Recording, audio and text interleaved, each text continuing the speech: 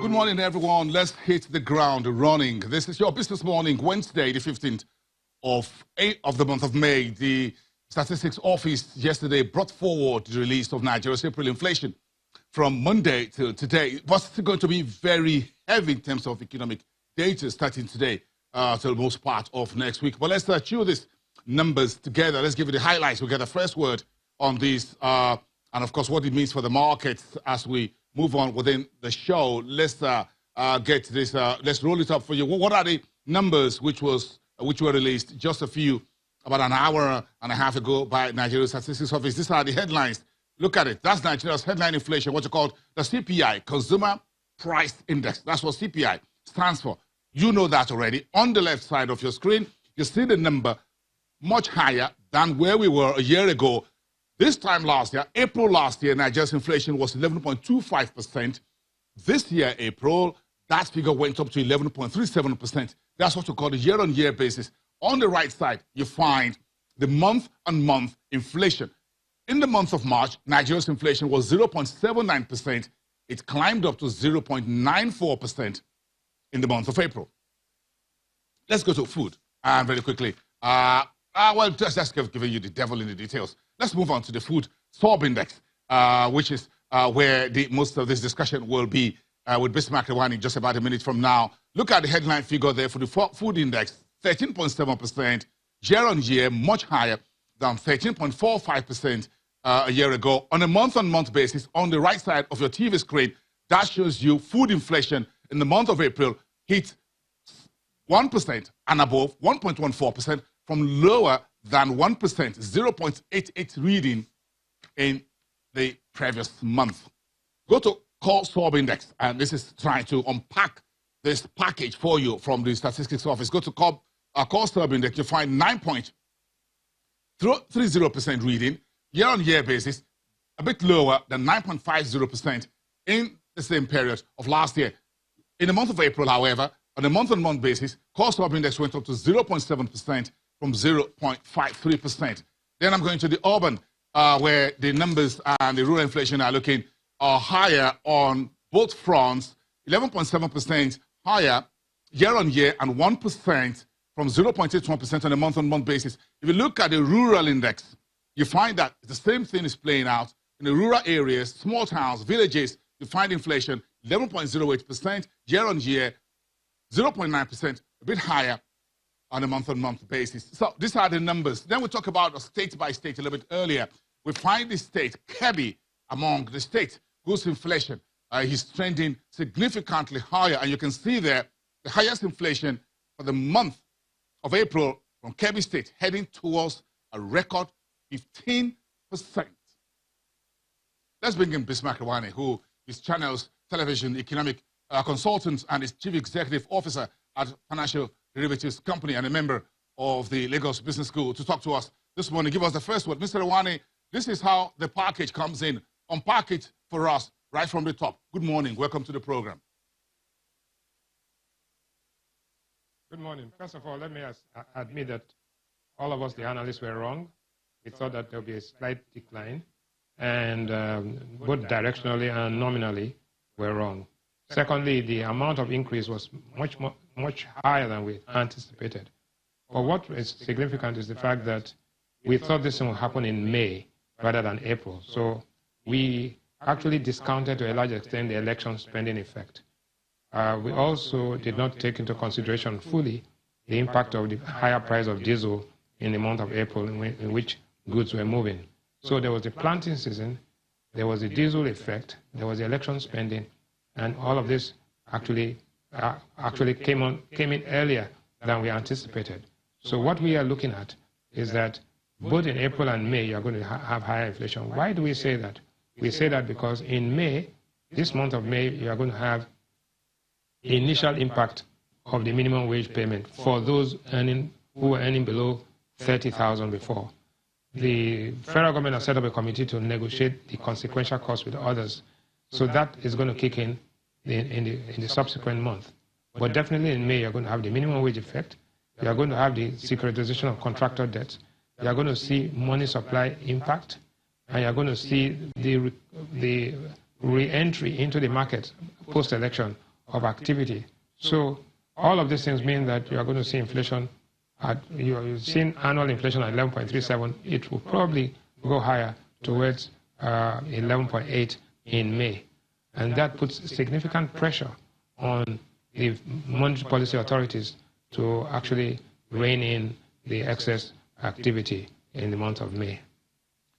Okay, Mr. Rewane, this is, as you said, what the central bank projected was that we'll see uptick, some gentle uptick in May. This is coming earlier than expected. So now, looking at 11.37%, do you think that expectation is likely to be a little bit much bigger or a bit wider than previously narrowly expected, which the central bank says will be from May till sometime in August? Should we expect that? Yes, I think they are right directionally, but in terms of quantum, they might not be as precisely correct as it will be, because there are a number of things that are happening. The budget has just been approved by the National Assembly. The President is going to accent to it. The capex spend is going to happen. There's an outgoing administration and incoming administration. There's also going to be a supplementary budget, I suspect. We also have some other things that are dangling, like I said, the minimum wage implementation, both at federal, state, local, and organized private sector levels, together with the extension of credit. So all of these things means that there is a palpable fear that there could be some overheating coming up. At the same time, you want to grow. The growth is suboptimal, it's anemic. We need to make it inclusive, we need to make it aggressive. And to do all of these things, you can't make omelette without breaking eggs. Something has to give. The reality is that you would have to accept that there will be some amount of inflation. Inflation itself is not necessarily a bad thing if it is accompanied by growth.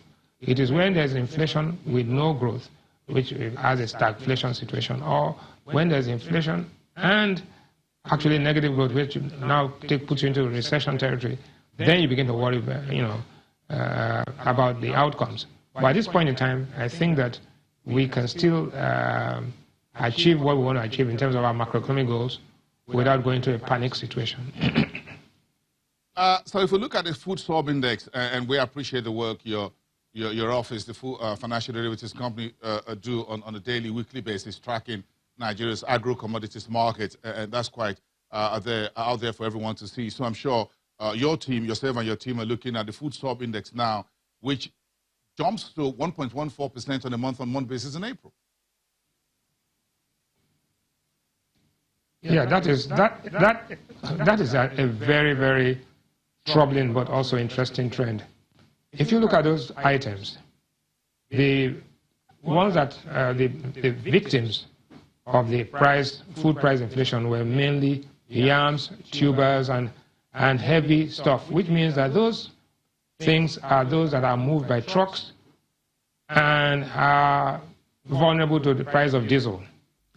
The other items are perishables, mainly perishables, fish, meat, and other, which are electricity dependent.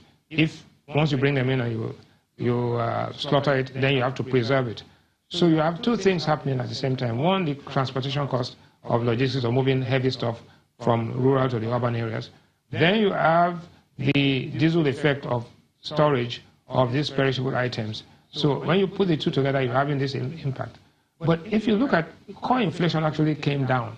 Of all the items, core inflation is inflation less seasonalities. So if you take out the seasonality effect of planting and then take out the extraordinary items like the price of diesel, you'll find that inflation is actually flatlining. And that's why I say it's not time to panic yet, but it's time to be concerned, and policymakers will have to look at this with what we call a double lens. But the cost of index you referenced, Mr. Rewane, is 0.70% in April against 0.53% in the month of March, even though on a yearly basis it's a bit lower. So do you think if we see a gentle uptick in a month-on-month cost of index, tells us that the core is beginning to get warmer than it was? This is a climate change here happening. Yes. No, you see, that is one of the limitations of what the analysis that we've carried out in this country over time. We keep on looking at historical inflation, while in fact we should be looking at inflation expectations. The month-on-month inflation is more current than comparing what happened last year with what happened this month last year and this month this year. So when you look at that, it gives you an indication that you are likely, if it happened, if March to April went up that much, then even at core level, food level, urban level, and rural level, it means that May is going to be more. And don't forget, I told you earlier on that in May, we are going to see the initial impact of the wage increase. We are going to see the disbursement of the capex, because the authority to incur expenditure by federal government and state government agencies will happen in May. The administration is leaving, so everybody will have to disburse under the contracts, and payments are you're going to have huge payments between now and May 29. And all of this will kick in and begin to catalyze prices. But I don't think we should be alarmed, but we should begin to manage this excessive overheating of the economy at this point in time. And so as the folks go into the MPC meeting Monday and Tuesday next week, they will have their work cut out for them. One, they need to help the fiscal authorities to stimulate growth with some pro-cyclical activity. Then they will have to manage the excessive liquidity in the system by clamping down on spending.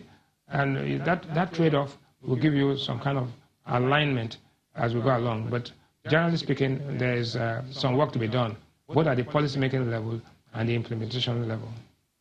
This is the urban and rural inflation on moving up at the same time. And the last time we had this very interesting conversation with you, Mr. Rewane, you says we need to watch this when urban inflation and rural inflation begin to trend higher at the same time.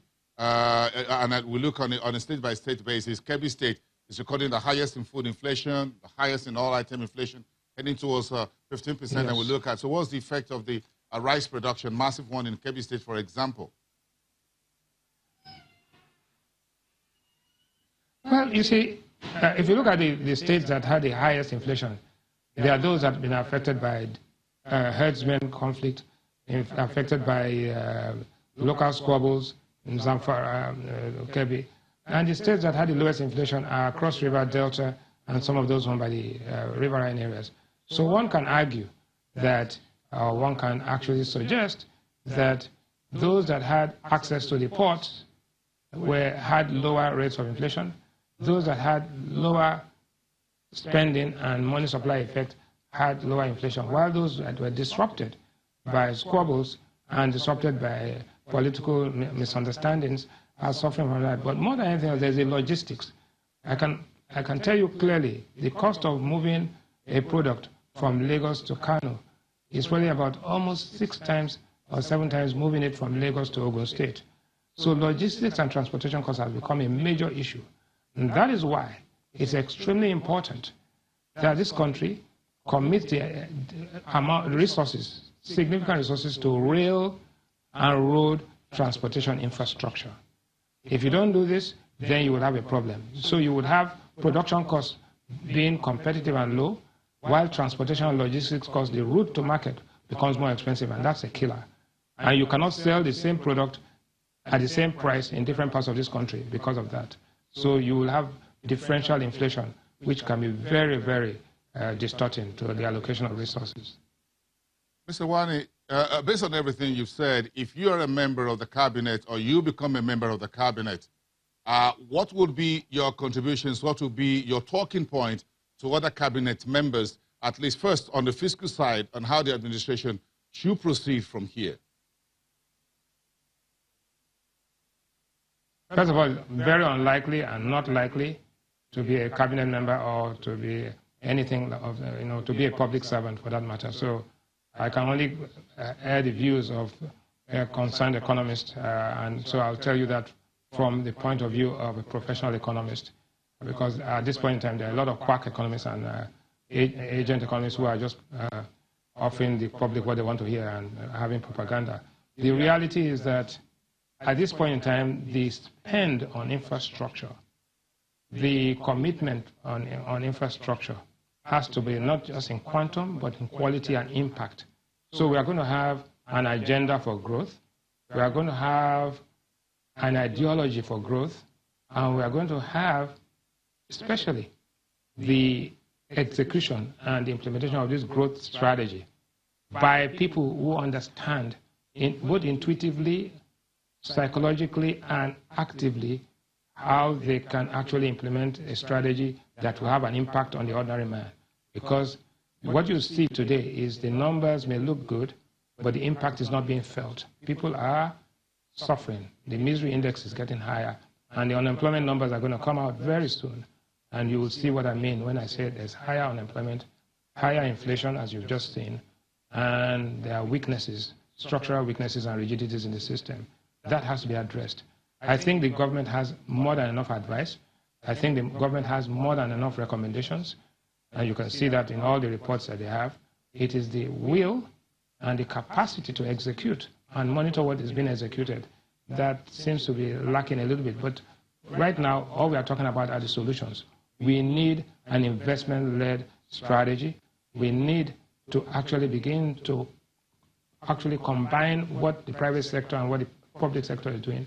We need to be less combative in our regulatory approach, and we need to be more realistic and honest with data. What is happening now, there's a lot of asymmetric information and playing with mirrors rather than playing with reality. So how do you think we will ramp up these investments, Mr. Rewane?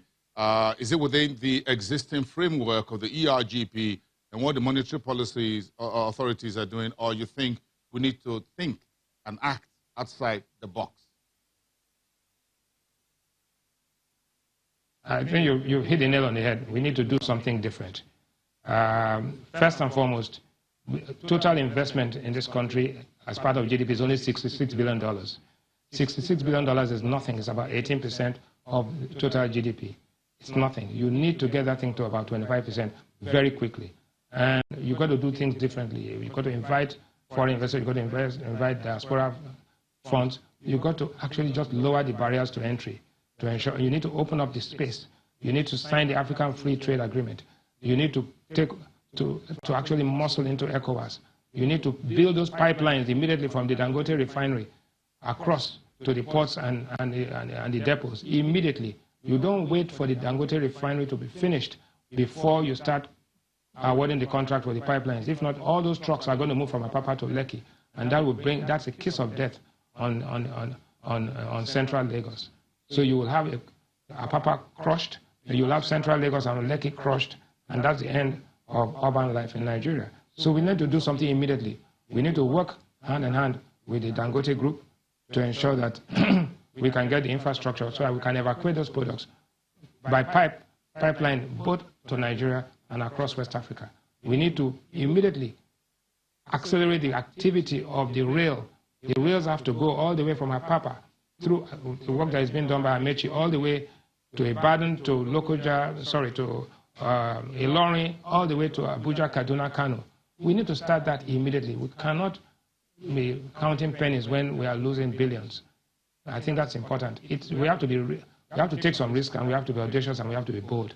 If not, we are going to be here by this time next year, and we'll be scratching our heads and say, why did we not do this in time? There's a speech, in time saves 9. Thank you so much, Mr. Rewane. We appreciate your first word and breaking it down for us this morning. Thank you very much. The heavy part of it in terms of the latest inflation. Thank you so much. Enjoy your day. Bismarck Rewane, the Chief Executive Officer at Financial Derivatives Company and Channels Television Economic Consultant.